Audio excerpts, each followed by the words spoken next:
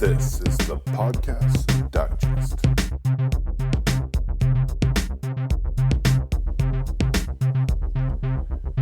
Hello, everybody. Welcome back to the Podcast Digest, episode 21. How is this interview with Dana? Thank you for taking the time once again to join me, Dan Lizette, here on the Podcast Digest. I truly hope you guys have been enjoying the show, especially the most recent episodes where I've been joined by some amazing guests. A couple of weeks back, we had Dave and Anthony from the Cool Story Show. David and Andy from the Cool Story Show. And last week, Sean from No Totally. I've got another guest this week that I'm super excited about. But first, I want to remind you guys that if you missed any of the previous episodes, you can find them all along with a few additional exclusive blog entries at the podcastdigest.info. And if you're not already, can you connect with me in the show on Twitter at PodDigest, and for Facebook, just search for the Podcast Digest. Question, comments, requests can also be emailed, thepodcastdigest@gmail.com. And last but not least, leaving a 5-star review at both iTunes and Stitcher are the absolute best way to let me know that you like what I'm doing here, and it helps others find the show. For this week's episode, folks, I'm back on the interview kick once again. I'm being joined by the host of one of my truly favorite podcasts. I reviewed his show way back on September 14th of last year, that being 2014, in episode 3 of TPD. His show is one of the most interesting, well-produced, entertaining, and informative podcasts about movies that I've had the good fortune of finding. I really do consider it an honor to be joined by Dana Buckler from How Is This Movie? Dana, welcome to the Podcast Digest. Dan, thank you so much for having me on the show. I can't even begin to tell you how honored I am to be a part of the show. Thank you so much. And I'm really happy you were able to join us here today. As I mentioned, I have been a big fan of your show ever since I found it very early on in my journey here on the Podcast Digest, where I was looking for a lot of other great shows outside of my normal subscription list. And I came across you guys, I believe, through the Dark Angels and Pretty Freaks show. But for anyone listening who, for some reason, has not gone back and subscribed to How Is This Movie, first of all, folks, you're crazy. Go do it now. But tell them a little bit about the show, Dana. Well, How Is This Movie is really what I like to do on the show is tell the story behind the story of some of the most beloved and relevant films of the past 30 years. And what I do is I pick a movie, I research the heck out of it, and then decide how to sort of tell the story about the film. That's kind of it in a nutshell. It goes much further than that, of course, though. So let's dive into some history, Dana. How Is This Movie come to be? Okay, so I'm going to try to lay this out as quickly as I can, because there's a lot actually to the genesis of How Is This Movie. I have to go back to when I got my original iPhone. I would say it was about 3.5 years ago. Prior to that, I didn't even know what a podcast was. I was still very much into terrestrial radio and a big fan of talk radio. And so one time while I was in iTunes, I'm actually searching for anything relevant to the film Jaws, because to listen to my show, you know that's my favorite movie of all time. And I type in Jaws, and all the all the movies pop up: Jaws, Jaws 2, Jaws the Revenge. And I'm scrolling through all the items, and then I see one that says Jaws the Revenge podcast. I said, well, what is a podcast? So I download it and I listen to it.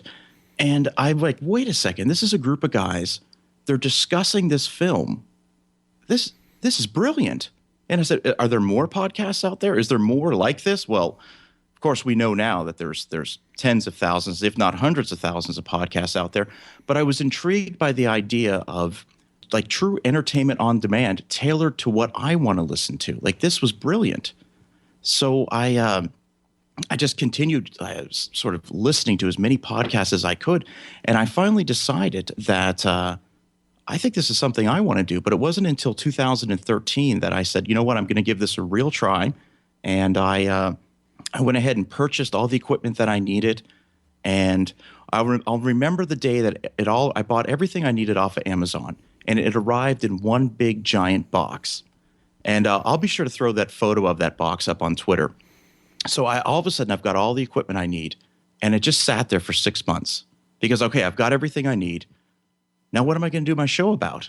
And so that was sort of the beginning of it. And then what happens after that is I decide I'm going to do a show about movies. Of course, that's a no-brainer. I grew up loving film. Who am I going to do the show with? I enjoy talking films with all my friends, but who am I really going to talk with? So I asked a couple friends to get together, and we recorded a few episodes. And the subject of the the subject of the episode was that new movie that came out this weekend. And we recorded it and we uploaded it, and it got accepted to iTunes, and nobody listened to it. That was the thing. I mean, anyone who does a podcast knows that you can get statistical data from your podcast hosting service. And I'm looking at my downloads, and I'm getting 3, maybe 10 a week. I mean, nobody was listening to it. So I soldiered on, and I kept doing it for probably about 6 or 7 episodes, and then decided that, well, I gave it a try, but this isn't for me. This isn't working. And that was probably about February of 2014 that I said, all right, I'm just going to go ahead and hang this up. And I was a little disappointed. And then I got talking to a friend of mine, and we got discussing Back to the Future of all films. And I said, what's interesting about Back to the Future is that Michael J. Fox wasn't the original actor that was cast in that film. And my friend says to me, he says, that's the show you should be doing. You should be telling people about the backstory behind films. And so that's sort of how version 2.0 of How Is This Movie came to be. If you listen to some of those earlier episodes that I released, the rise and demise of the video store and the history of the Hollywood Blacklist and the Motion Picture Association of America, I had a really close friend of mine. His name was Jonathan Geneva. And he knew film as well as I did. And we had a really good rapport with each other. We would get together at Starbucks. We would research all our topics. We'd get together. We'd record. And we started putting these episodes out. And the response overnight was huge. All of a sudden, our Twitter page went from a couple hundred followers to a couple thousand in just a month or so. I was starting to get we were starting to get recognized by different websites, and all of a sudden, these internet radio stations are starting to ask us to be a part of the show. So things are good. We're producing these episodes. They're coming out. They're very popular. And then Jonathan moves. He moves. I live in Florida, and he moved to Nashville. And then all of a sudden, I'm like, well, what am I going to do now? And I took a couple of weeks off, and then I said, you know what? I'm going to do something that's incredibly hard to do. I'm going to do the podcast by myself. And that's sort of the history of where we're at right now. So. And I think you actually touched on something that I was going to. I was going to talk about those earlier episodes and how you did have that co-host at one time. And what's interesting is, and I've heard those two that you talked about with the MPAA and some of those earlier shows. But what's interesting to me is that I kind of like both versions. I think that if you're listening to this right now, I would encourage you, not just for 100 different reasons, but for one of them is to kind of see the dichotomy that Dana's talking about here, kind of how the show changed. What's interesting to me is that the early episodes, like you mentioned, did feature this back and forth between you two, and it was very, very good. But afterwards, when you've kind of gone solo 2.0, as you referenced there, I think there's something very appealing about that as well. Now, I could be biased, being generally speaking, a solo podcaster as well, only recently broken into having other voices on the show. But there's something about one of the things I've heard a lot of people say about the podcasting medium is that it's so intimate. So more often than not, it's somebody with headphones, sitting at the office or doing the dishes or whatever the case may be. And just having even that singular voice, I hope, allows people to have idea of sort of a conversation partner, something to that nature. So I actually think that it has worked both ways. We'll talk a little bit more about the show, but first I want to talk about how you were talking about what would you do a show about, and you chose movies. Tell me about this movie fandom that you've got, because it is clear in what kind of comes on the other side of those earbuds that you are a huge movie fan. Well, let me tell you, this is a good story. So growing up, now I'm originally from Nova Scotia, Halifax, Nova Scotia, Canada. One thing we didn't have up there was the big chain video stores. This is the late 80s, early 90s. So Saturday mornings was the day that my parents would go grocery shopping. They would do the weekly grocery shopping, and I would always want to go with them, not because I enjoyed walking down the aisles of a grocery store, but because there was a small mom and pop's video store adjacent to the grocery store. It was called Funky Fred's Video. And my parents would tend to take about 45 minutes grocery shopping, and I would walk into this video store. And even as a 10-year-old, they knew me by name. And I would just walk the aisles of this video store, and I would look at all these box covers. I would look at all these movies. And, every once in a while, my parents would let me rent a movie. And then, of course, the dilemma of which one to pick. But I did this for a couple years. I mean, every Saturday, I became so fluent in the box covers. I knew so many of these films. So flash forward to right around the time I'm 18 years old, I take a part-time job at another mom and pop's video store. And this was a great gig for me. Now, it was minimum wage. I made no money. Like I said, it was part-time. But I was given the keys to the store, I think, a week after I started working there. Now, if anybody's seen the movie Clerks, I was just going to bring it up. Yeah, I often say that I was sort of like Randall without all the craziness. But this video store had had TVs in the four corners, and it had a TV and a VCR behind the counter. And it wasn't a terribly busy store. So what did I do to entertain myself? I started watching every one of those films that 6 or 7 years earlier I became so familiar with the box art.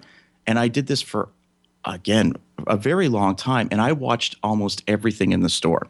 Now, one rule they had there was that whenever I played a movie, it would show on the four TVs that were in the four corners of the store. And the rule was nothing above PG-13. Well, I got in a lot of trouble because I tended to break that rule because I wanted to watch all the Nightmare on Elm Street films that I didn't get to catch at the same time when I was younger. And so that's when I really, really started to just fall in love with films because I got an opportunity to watch everything. Now, we live in a different time now. We live in a time when everything is streamed, Netflix, Hulu, video on demand. I don't think anyone would have the issues that I had back then of not being able to watch all those movies when I was smaller. So, but it was an exciting job. And again, if it paid better, I'd probably still be doing it. So that's where I found my love of film. Well, that makes sense to me, and that's it's funny how the early childhood stuff has definitely will definitely influence somebody to end up going into a particular line of work. I was looking for the episode number that you were referring to, maybe off the top of your head, with the Nightmare on Elm Street. I found those awesome. I really enjoyed those because you talked about how you had this fear of Freddy and then how it's even still occurred in sort of modern day or recently, and that it was a big deal kind of when sort of the franchise came back on how this would this be okay and so on and so forth. I really I always knew that I wanted to do an episode on Nightmare on Elm Street, but I really struggled with how personal do I get with this? Do I tell literally the entire world that I had a terrible, terrible childhood phobia of Freddy Krueger that at age 36 now still gets to me? And I said, you know what? I'm just going to go ahead and do it, and I'm just going to tell the world my story. And it's one of the episodes that I got the most feedback of all the episodes that I did. And I mean, it was, like I said, I was really torn on how personal to get with that one. And that looks like 43 and 44. I just went back and found it. And definitely, listener, check that out. I thought it was great. And I think you made the right decision because it really personalized what you were saying. And I think it makes it even more impactful. One of the things I think I said this in the review of you, and if I hadn't, I should have, because I know I started saying it later, was that one of the beautiful things about How Is This Movie is it innately builds in a call to action.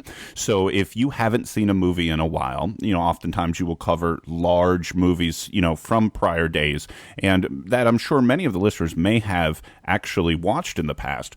But when you hear it, you bring such a perspective, and I think it's definitely true in The Nightmare, those two episodes I just mentioned, that make you want to go back and see it again through the point of view that you've brought to the table. And that's one of the greatest things I think about How Is This Movie, not to mention the information that you put out there. And that's a great segue to the next question I had for you, Dana, is that your show is so well produced. I find it extraordinary with the movie clips that you include, and you've alluded to the research that goes into some of this.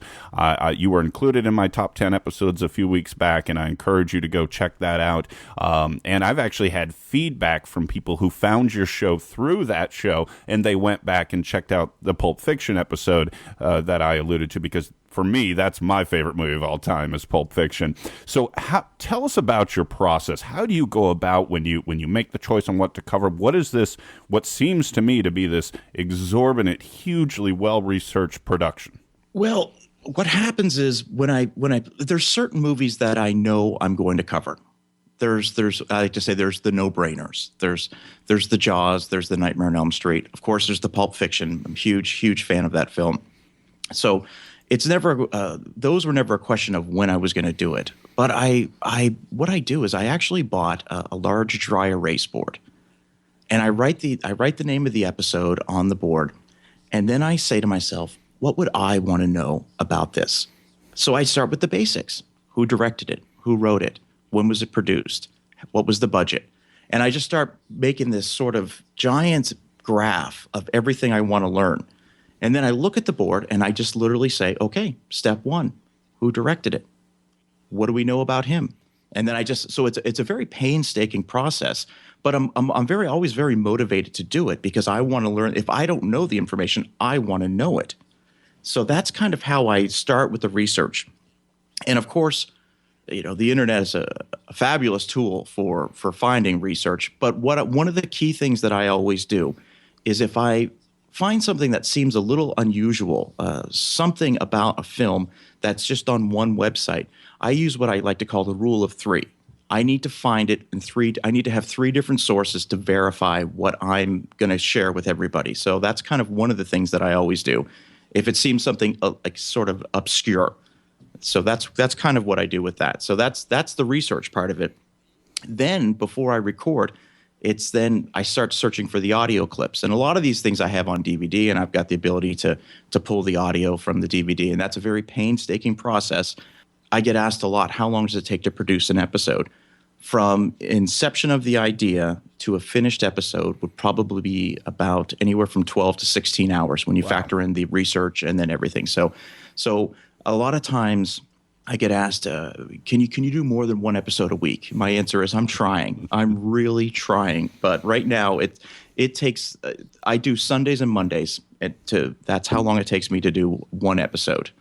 That is amazing. And it makes me want to highlight something I've said many times. And here on the Podcast Digest, I really started my show because I consider myself the most fanatical of podcast listener fans. And I talked about in a previous episode about how important it is to give hosts and producers and content creators the feedback if you're really enjoying what it is that they do. And last week, I'm sure you've heard, we talked to Sean from No Totally, and he talked about his insane editing process to put out an episode. And you've just described yours.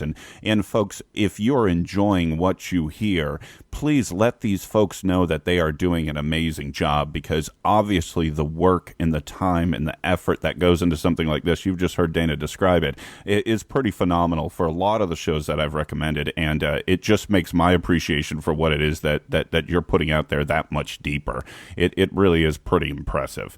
You mentioned on how you select some of the movies that you've chosen, how some of them are no-brainers, but what I would like to know more about is, obviously you've picked some of the biggest movies of all time, so to speak.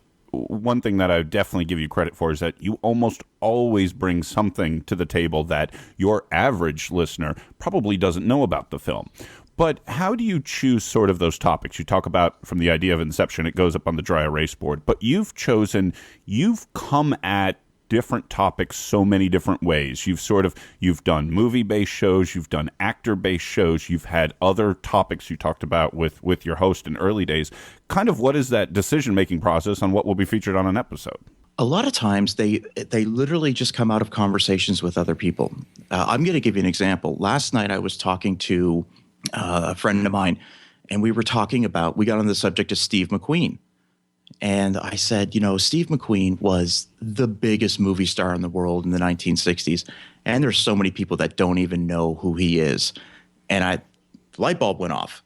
And I said, and I quickly, started gathering some paper together. I wrote Steve McQueen, you need to watch Bullet, and you need to start, and all of a sudden, so that's sort of where the idea comes from. For topics like the video store, the rise and demise of the video store, which is one of my favorite episodes that we did. That was just a tribute to growing up. That was something that anyone in our age group would understand. And I said, well, I want to talk about how this is something that 10 years from now, I mean, there's going to be a whole generation won't have a clue what we're talking about. What do you mean you have to go to the video store? What are you talking about? I envision 5, 6, 10 years from now, people aren't even going to buy Blu-rays anymore. I mean, it's just all going to be digital. We're going through such an interesting time. So it was important for me to capture that particular episode. And with stories with the Hollywood Blacklist that I did and the Motion Picture Association of America, those were things that I was just interested in. I said, I want to learn more about this and I want to share this with other people. I've also of course, reached out to the Twitter universe, and sometimes I'll just put a vote. I put up Jurassic Park, Alien, Predator. I said, whichever one gets the most votes, I'll do an episode on it. And of course, Jurassic Park got 10-1 on the other ones. So that's why I said, well, I'm going to do Jurassic Park now. So that's sort of how the ideas come to be. And of course, look for a Steve McQueen episode, maybe in about a month from now. I'm sure we'll be looking out for that. I could stand to learn more about Steve McQueen. But you mentioned Jurassic Park, and I wanted to share this quick story. I told you before we came on the air. And folks, if this isn't an endorsement of what the work that Dana and how this movie is doing, I don't know what is. When I first came across this show, for some reason, I don't know, I'm going to guess it was probably the current episode at the time, or if it was one that I just looked through the previous episodes and picked the one that appealed to me the most. But the first episode I ever heard of How Is This Movie was the Jurassic Park episode.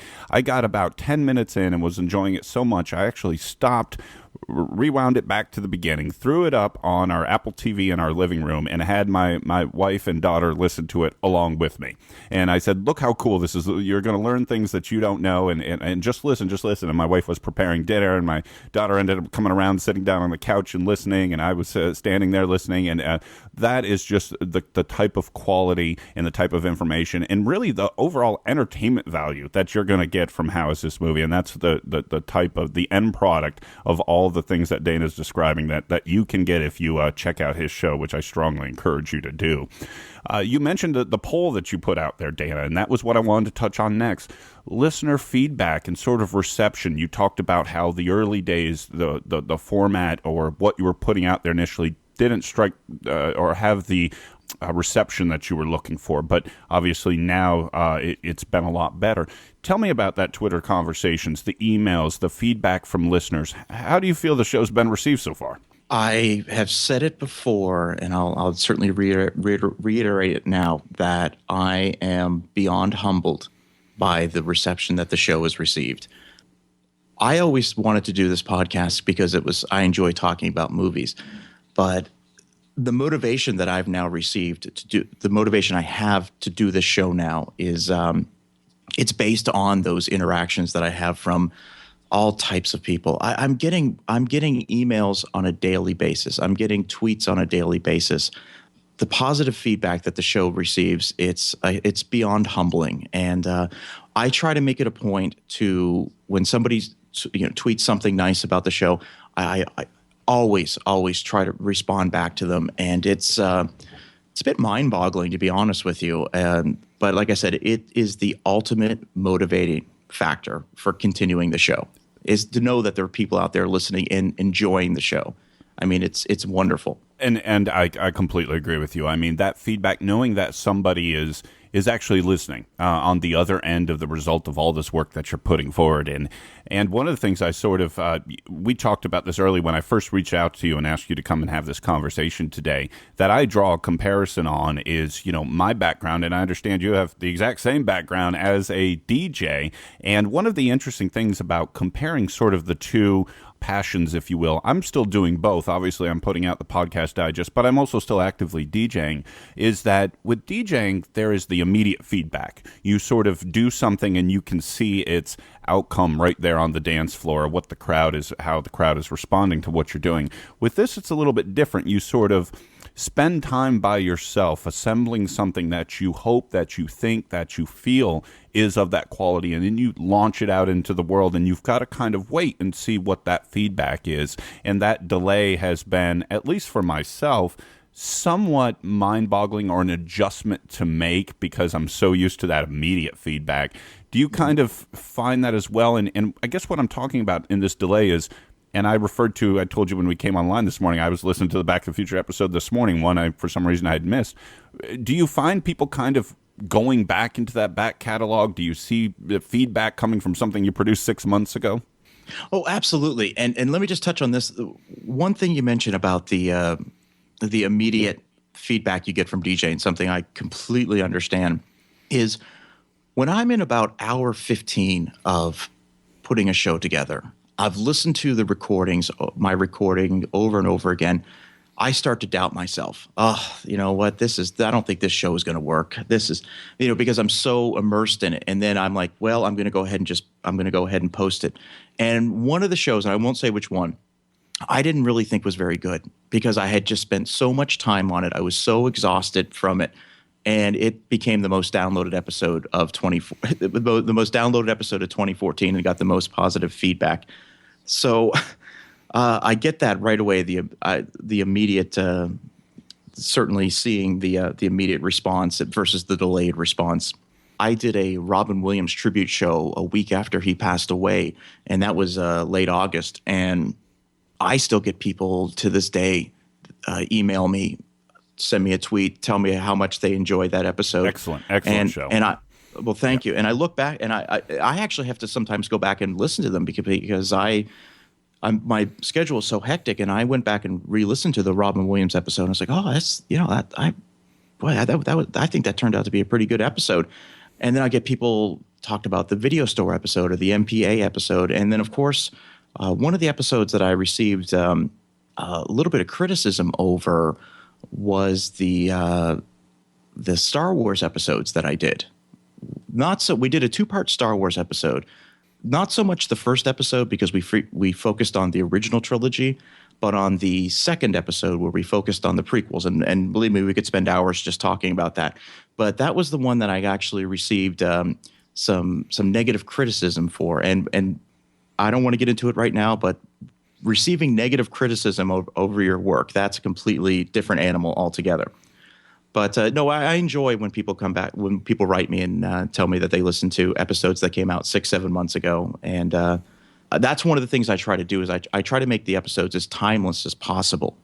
I really try not to talk about anything that's relevant because I want it to sort of be a time capsule. You can go 3 years from now, I want someone to be able to go back and listen to the Top Gun episode or the Terminator episode.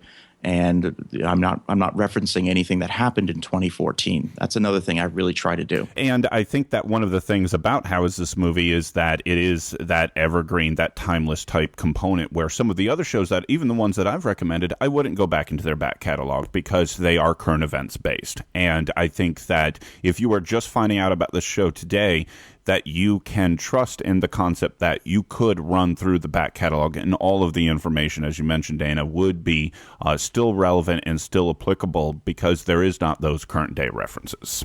Yeah, there's one exception to that rule, to that entire list, is I hastily put together a episode referring to the new Star Wars trailer that came out and sort of aired some grievances on why I think everybody should sort of just slow down a little bit and just take a look at the big picture. And then I talked about why I don't like going to the movies, which was that episode was completely out of character for everything that I've been doing.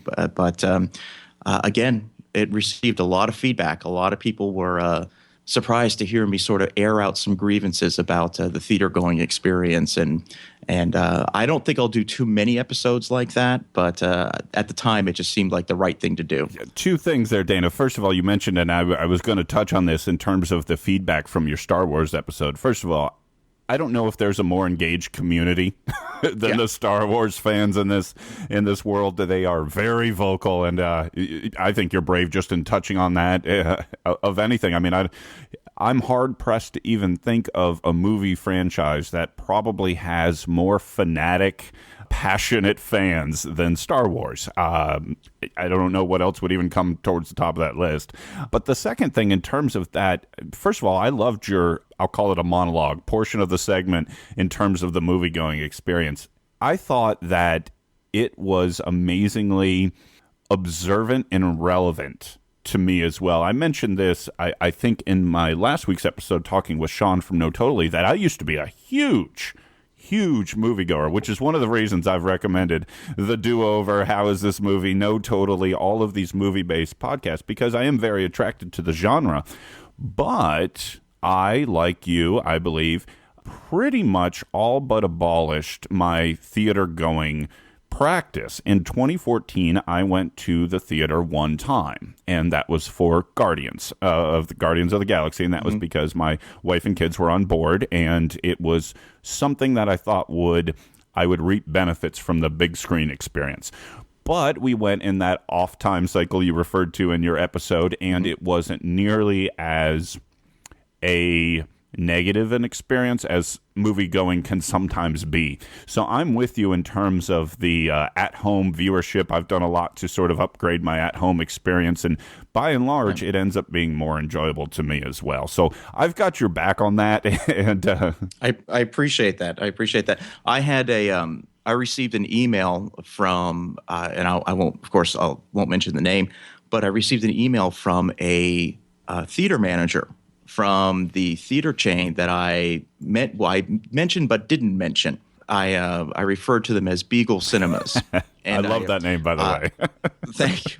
I received a very professionally written email from a theater manager in the Midwest who was quick to tell me that I may have been a little too hard on the theater-going experience, and it could just be the theater I go to, and that they're not all like that. And I actually didn't even respond to the email, but I thought it was interesting that I received that at least I know a manager of a movie theater in the Midwest is listening to my show. So, Dana, I think you could send him a response. I think there was a bunch of articles out about, a week or 10 days ago talking about that 2014 was the lowest year of movie-going viewership in the last 20 years or something, 1993 or something of that nature. Oh, so yeah. It's tough, and obviously most folks will look at the costs, and that's a huge deal, I think. I mean, when I was going to movies very regularly, it was sort of single guy me.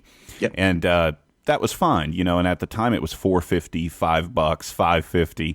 Now at $11, $12, $13, or if you go to 3D or even IMAX, forget about it. For a family of four, you have to save up for those type of things. And for what it would cost me to take my family to an IMAX movie this weekend, I could get about a year and a half of Netflix. Oh, absolutely. Absolutely. There was, when I turned 18 years old, it was 1996, and that was a big year for movies. Not only was I working at the video store, but I was living on my own for the first time, and I had purposely found an apartment that was 2 blocks from a multiplex, and I went to the movies literally 2-3 times a week, and that was a big year for movies. You had Independence Day, you had Twister, The Rock, and I'm not necessarily saying these are all good movies, but those were big films.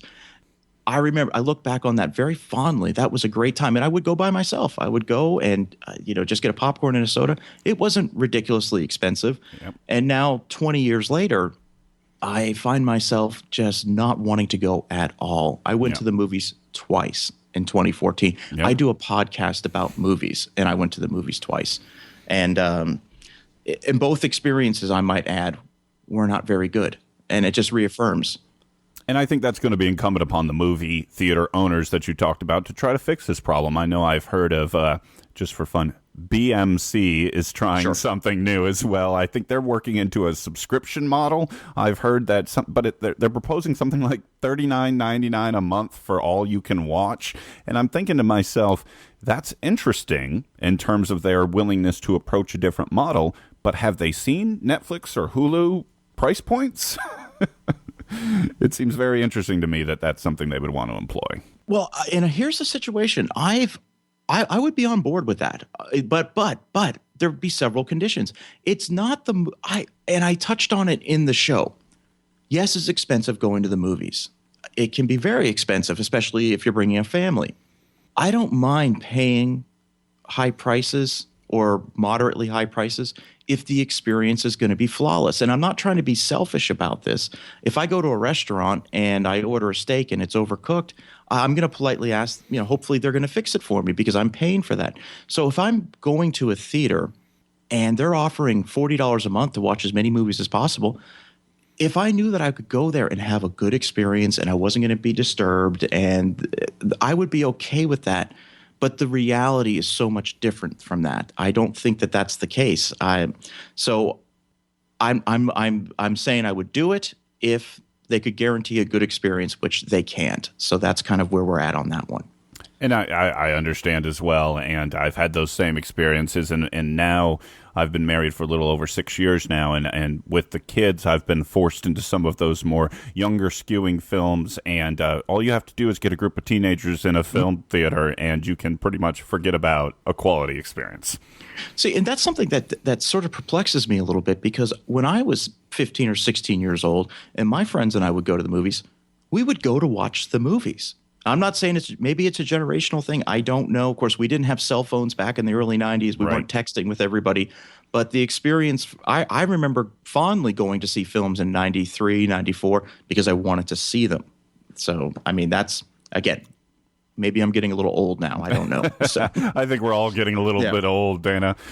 You talked about a little bit in terms of the feedback and things of that nature. One of the things I like to talk about, because I think, imagine like your show, I know for one, my show for sure, because I've got 2 feet pretty much firmly planted in the podcast community, as I like to call it.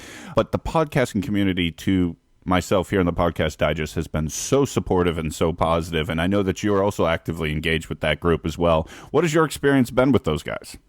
Phenomenal. For one word answer, phenomenal. And I'll explain a little bit more. It's an interesting group that we're in.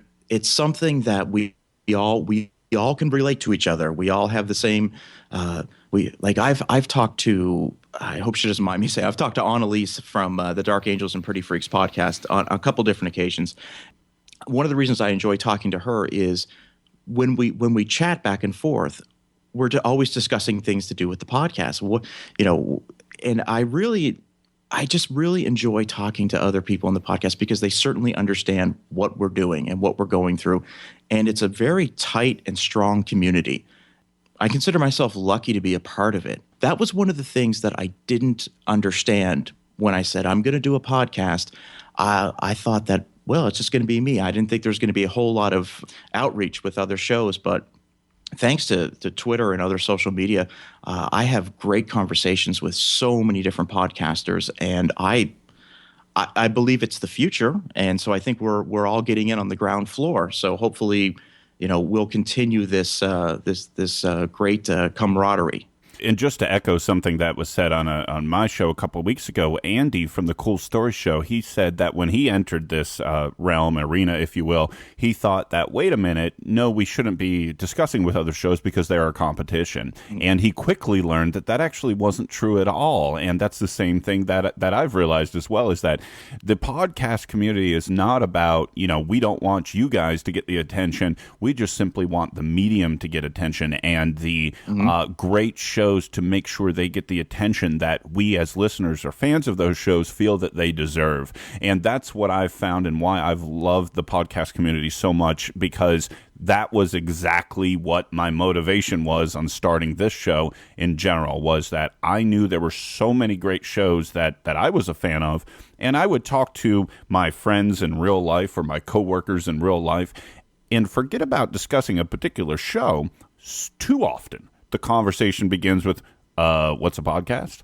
Absolutely. And right there, I thought to myself, this has got to change. This has got to fix. And luckily, 2014, a lot of that has changed, be that iOS 8, putting the podcast app as a default, or Serial, which of course has been blowing up, and I could not be any happier that has occurred. I mean, when a medium gets spoofed on Saturday Night Live, exactly, you know things have turned a corner. Let me ask you this, because this is information I love collecting at this point. How often in your real life have you found that situation when people kind of ask what you're up to or what you're doing, and you've told them that you're working on your podcast? I mean, by now, hopefully, this bridge has been crossed. But back then, sort of how did you explain this to everybody, what you were doing, and introduce the medium to folks? That's interesting, because when I first wanted to do the podcast and I was explaining to people what I was going to do, I was speaking a foreign language to them. And then I would say, well, I'm doing, and then I would have to sort of say, well, I'm doing talk radio. Oh, what radio station are you going to be on? We'll tune in. Well, no, it's not like that. It's going to be a pre-recorded show that's going to go up on the internet. Oh, they would start, okay. All right. Well, no, you don't understand though. It's going to be great. It's going to be topic specific, and I'm going to be, and everybody that knows me knows what I do now. Like that everybody, I firmly believe that the city I live in knows what podcasting is now because of myself, because I am very much, I have stacks and stacks of business cards with how is this movie logo, with iTunes on it and everything, and I'm constantly giving them out to it. I'm promoting the show on a daily basis. It's still mind-blowing how many people don't know what a podcast is. And you mentioned the Saturday Night Live spoof they did of Serial. I had listened to Serial when I saw that, and I thought that was incredibly funny, but I was so proud that they were doing that. Mm-hmm. I was like, this might be the first time in the 40 years of Saturday Night Live that they're spoofing a podcast. Yep. And if that doesn't echo where things are heading, I mean, I got excited. I mean, I was watching it live at 11:30 midnight when it came out, and all of a sudden I'm back on my dry erase board going, okay, you know what? I got to keep this going. We got to keep the momentum going.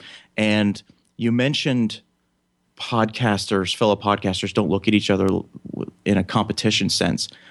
It's the biggest supporters I've found of podcasts are other podcasters, and that's fantastic. I mean, my show has seen a lot of growth because of other podcasters. Mm-hmm. And one of the things I try to do is I'm always trying to plug other shows. That's really, really important, because their listener base will listen to my listener base and vice versa. And so again, we're in uncharted territory, because everything that should be the way it is isn't. You would think that we're shows like No Totally or The Do-Over, which I love, I listen to on a regular basis. We're movie podcasts. We should be a competition with you. We're not. No, I'm big fans of their shows, and I look forward to every episode that comes out, and always retweet whenever they post a new episode. It's an awesome thing. I've really enjoyed it as well, and I have exactly the same sentiments. I don't think you could have said it any better. But you talked about uncharted territory, and that's sort of what I want to talk to you about next, Dana. Where do you see, how is this movie going forward? We're sitting here close to the beginning of 2015 now, if you're listening to this near after its release. And I know that we've talked about different formats that you've had, that different content that you've chosen to put on episodes. You've had a co-host, you've done it solo. Sort of, where do you see things going from here? The simple answer is I hope it just continues to grow and does better, but it's a much more complex answer than that. The reality is that I have some ideas that are I've begun the process. If you've listened to a couple episodes, you know that I am very, very deep into the process of starting a web series that I would debut on YouTube. I recently made the camera purchases, and I've learned everything I can about lighting and sort of editing software. And I'm very close to launching. The working title is HITM TV, HITM. How is this movie? HITM TV. What's sort of stopping me from launching that is I'm still finalizing the show's format. What I don't want to do is what I did when I first launched How Is This Movie, which was just a show about, just some people talking, and it didn't click. So I want to make sure that when I launch the video version of my show that I know exactly what the format's going to be, and I'm going to stick with that format. Now, as far as the podcast, I was been asked a lot, well, if you're going to do a video series, are you going to dump the podcast? My answer is no. The podcast will always be the foundation of whatever else that I do. Now, I'm going to continue what I do with telling the story behind the story of beloved movies. And by the way, I just want to put it out there. If there's the listeners out there, if there's a film that you want covered, shoot me an email. We'll go over the email details at the end of the show, but shoot me an email. I'm happy. I take suggestions all the time, and a lot of them I've done. But I want to get into more interviews. I want to get into. I did an amazing interview with a director by the name of Jim Hemphill. He's done a couple films, and he moderates amazing Q&A sessions out in Hollywood with famous directors. And I had him on the show, and it was the first interview that I did. And it was just an amazing conversation. And I want to sort of take that and run with that. And I wouldn't be surprised if I don't want people to be surprised if I all of a sudden have another director or a couple actors or actresses. I'm working on that. That's the logical next step for me, is to have more interviews with people that are in the industry, people that can tell the story. I think that would be awesome, Dana. And what really enthralls me the most about that is I can imagine a situation, and I'm not sure if you did this with your I'll take that back. I'm pretty darn sure you did this with your previous one, but what you bring to the table when you start to record one of these things is that exhaustive research, that come prepared, that get everything together. And I would love to see you in a conversational setting with some of these folks who are telling this story, because I think you would be able to pull out so much great information for your listeners. And I, for one, am really looking forward to what 2015 includes for How Is This Movie, and for the web series that you alluded to. I do recall that from previous episodes, and I know that there's even been I've seen a couple of conversations come at you in terms of, hey, where is HITM TV at? Yeah. Is it coming soon? And I know that there's starting to be a clamoring for it, and any type of expansion or varied inclusions, whether this be a web series with the video or interviews, I, for one, would be very interested in hearing, and I imagine a lot of the listeners would be as well. But you mentioned a minute ago, and I want to pluck your brain for a minute. Here on the Podcast Digest, as you know, what we do here is recommend great podcasts. Sure. We've been talking about yours, and I'm going to ask you for maybe the first time to step out of the movie review world and go into the podcast review world. So this might be the first ever How Is This podcast review. Sure. But Dana, is there a particular podcast that you love that you want to tell the Podcast Digest listeners all about? There is. And I there's really no other podcast that I can recommend than we'll go back to the beginning of our conversation when I talked about going through the iTunes and searching for Jaws and coming across the Jaws the Revenge podcast. And the podcast is called We Hate Movies. And it was the first podcast I ever listened to. And that's been a few years ago. And that is a show that they release their episodes midnight. Tuesday at midnight, they release their episodes. And you can find me at 5 minutes to midnight with iPad in hand, waiting for that next episode to come out. Basically, what the show is it's called We Hate Movies, but it's a deconstruction, a very detailed deconstruction of bad films. From there's four gentlemen that are involved with the show, and they really take a really good comedic look at really bad movies. And it's one of the shows that you don't have to have seen the film to really enjoy what they're talking about. And they take a real improv spin on it. And what happens is and most episodes are about an hour and a half long. And what happens is throughout those episodes, they literally come up with comedic characters that they create when they're mocking the films that they're doing. And it becomes so gut-bustingly funny that I've warned people not to drive and listen to the show at the same time. And they have a very extensive catalog. I think they're close to 200 episodes. And if there's a couple that I could recommend right off the bat, if you're going to go check out their back catalog, check out the Jaws the Revenge episode. It's still my favorite one that they've done. They did an amazing episode on the Boondock Saints 2, which is a strong, strong recommend. And then they also look at some bigger movies. They look at blockbuster films like Bad Boys 2, and I cannot begin to recommend that show enough. Their website is whmpodcast.com. And again, it's the first podcast I've ever listened to, and it's the one I still listen to every Tuesday at midnight. And on your recommendation, I too have checked out We Hate Movies. I haven't nearly had the tenure of listenership that you have. I think just the other day I was listening to their Look Who's Talking Now episode from a few weeks back. Website as well as the Twitter handles will be in the show notes, folks. Check there. I will also try to get the episodes that Dana has referenced into the show notes so you can directly check those out as well. So there's another one that I probably need to do more work on and go back and check out, which is exactly why I wanted you to tell our listeners about another great podcast that they need to be checking out. And quite honestly, to know that you've placed that type of value on this show in and of itself is an endorsement and something that I think all of us should be going back and checking out if you're any type of fan of movies. I mean, I know the Look Who's Talking Now episode was exactly what you said. I was rolling when they were talking about the dogs and, how Danny DeVito's voice played into being a dog and what they were showing. It was a great episode. One of the things that I've found about that show is sometimes they'll do some very obscure films that I've never heard of, which believe me, with working in that video store and now with Netflix, I like to think I've got a good handle on the films that are out there. If they post an episode of a film that I haven't seen, I will not listen to the episode now until I can track down that film and watch it, because they do such a masterful job of deconstructing the film, and I can't give it enough praise. I think the show's extremely funny. I know occasionally you do give a adult content warning. Yes. And I think that one needs to be applied to the We Hate Movies podcast as well. And I like to mention that just in terms of sort of, what's the word I'm looking for, of full disclosure.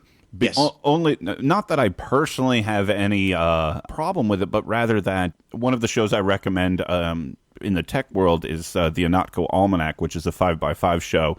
Andy Ihnatko is one of the hosts, and he, as far as I know, has never gone off on a language diatribe until about 3 weeks ago. He did, based on one of his flying experiences. And then he came back the next week and said that he received feedback from some of the listeners, even though the language was beeped in 5x5's publishing of the episode.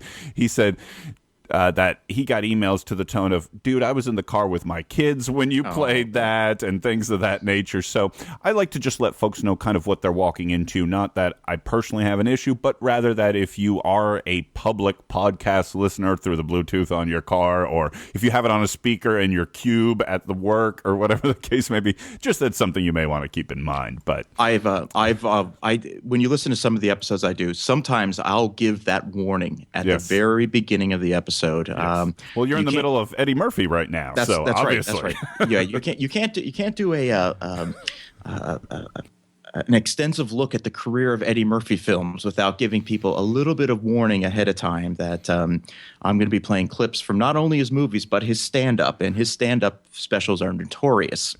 Which, if I can just add in, Dana, I'm thoroughly enjoying that, and just as you know, there's so many different pillars that you could go at, or angles that you can kind of cover the material that you've chosen. But this kind of look at the career arc of one of these actors, I think, is super awesome. And you talk about taking movie suggestions. I think there's a ton of actors that I would love to see you be able to do sort of the same type of thing with. And there's so many, wildly popular or wildly controversial actors that, I imagine what a look that you would do at somebody like Johnny Depp. I can imagine kind of what that, multi-episode view of, his type of career would look like. John Travolta, we talked about, those type of things would be awesome. Well, I can tell you, and one of the things I purposely did with the Eddie Murphy episode was I made a decision to really try to stay out of his personal life, because if I'm doing a show about movies, his personal life really.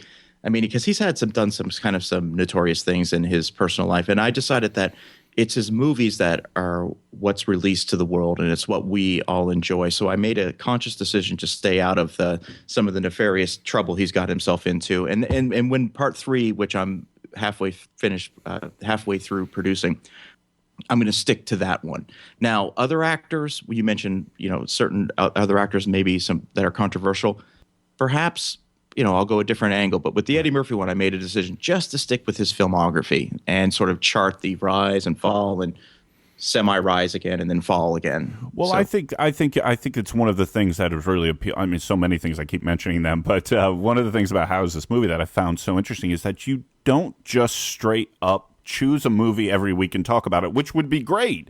But you have these different angles, these different ways. You talked about the video store, the MPAA, and now you're kind of, breaking down an actor's progression. And I think that's what it's interesting, because whenever I see the notification that a new HITM has arrived, you kind of get this concept of, well, what is it this time? How did he go about it this way? And I think that really adds a level of intrigue that isn't necessarily there on all the it allows How Is This Movie to stand apart from a very, very, very crowded field that is movie-based podcasts. Sure. There are a lot of those and a lot of good ones, but the way that you've gone about it, I think, adds a level of distinction and recognition that isn't necessarily present in some of these others. Well, I want to give an exclusive to your listeners. This is a trend. I'm going to start asking for one of these every time I talk to somebody. Okay, so I'll give you an exclusive. So I'm just finishing up the Eddie Murphy episode. It should be out by when this podcast plays, and then the next episode that I actually began working on a couple weeks ago, which should give you some type of indication that it's really going to be probably the most detailed episode I've ever done. And it'll probably be the first 3-part episode for one film. And that's going to be on Paul Thomas Anderson's Boogie Nights. And that is a movie that sort of changed the way I look at film. And I don't want, but that's just an exclusive for anyone listening to this show. I tend to really not tell people what the film is going to be, what the show is going to be about. Yep. But anyone who's listening to this show, that once the Eddie Murphy one wraps up, I'm doing exhaustive look at the film Boogie Nights, which is a personal favorite of mine. Well, thank you. Thank you very much. And I'm sure, and see, folks, here's a reason to tell your friends about the Podcast Digest right now. I am getting exclusive information on some of the greatest shows out there, and Boogie Nights will be, I am one of probably a majority of listeners. One, I'll be very excited to hear what this triple feature will be, if you will, because I think that I, like probably many others, when they hear that movie, only think about a mind-searing last 10 minutes, if you Sure. will. And so replacing that memory with a lot of other great information, I think, will be awesome. So I'm looking forward to that as well. Absolutely. I guess it's something that, again, I say there's certain films that are no-brainers. That's not in that list of no-brainers. This is a film that, when it was released, I saw it in the theater, and I can only compare it to Goodfellas as far as the storytelling and how it just progresses throughout the years. And it's like the Mafia is a very closed group, a closed circle.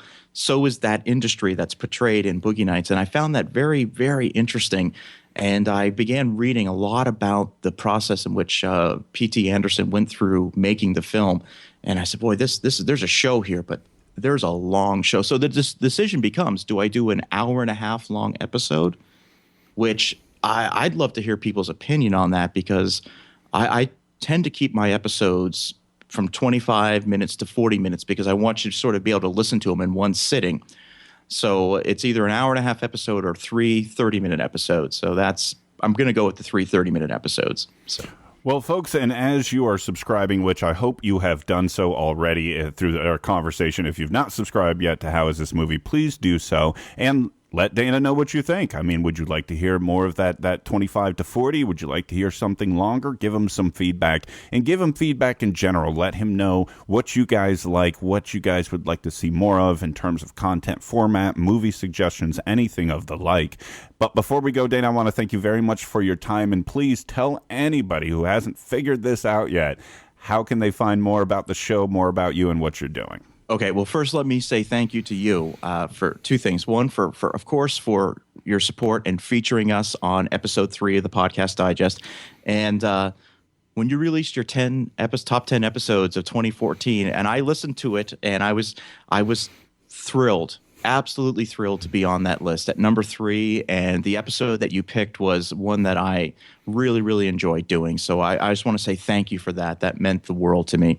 Absolutely. Now, where can people find the show? The show is, of course, it's on iTunes and it's on Stitcher. It's also available on the TuneIn Radio app. You can Follow us on Twitter at How Is This Movie. Facebook page is facebook.com/howisthismovie.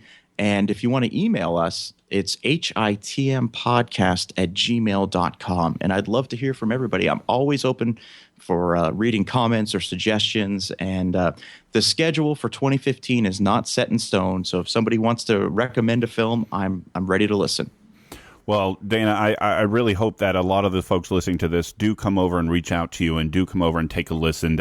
Folks, that the episodes that Dana's put out are evergreen. As I mentioned, all of them, by and large, are relevant to today. Work through his back catalog. Subscribe so that you make sure you catch what's coming forward. Dana, thank you very much for joining me this week. I really appreciate you taking the time. Dan, I appreciate what you do. Thanks to your show, I found a lot of different podcasts that I wasn't listening to because there's so many out there. So I just really appreciate them. Appreciate what you're doing. It means a lot. And I know a lot of other podcasters really appreciate what you're doing. So keep it up, please. Well, thank you, Dana. And folks, if you would like to know more about the Podcast Digest, if you're not subscribing already, please do so. That rating and review in iTunes and Stitcher does make a huge difference to shows like Dana and I's in terms of helping them rise the charts in iTunes and let others find it as well. Follow the show at Pod Digest if you're not doing so already, or facebook.com/the podcast digest. Email the show, the podcast digest @gmail.com. My name is Dan Lizette. Thank you guys very much for listening this week, and I'll be back next week with another episode of the Podcast Digest.